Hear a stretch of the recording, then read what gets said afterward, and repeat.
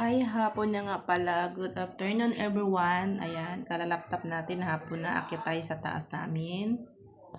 Sa ating stir. Yan. Yan yung hagdanan ko. Sobrang tirik yun dyan, guys. Yan, dandan ko pang hinahaway yung aking cortina. Charot. Punta tayo sa aking laundry area. Titingnan ko yung may halaman kasi ako dito na special na halaman, guys. Pero sobrang haba na niya. Ayan, oh.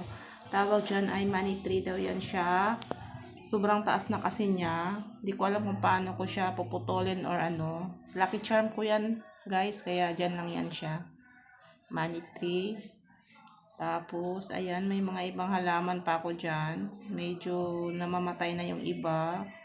Ayun, snake plant. Tapos, meron akong coconut plant. Ayun, may coconut plant ako dyan. May coconut plant ako dyan. O, diba?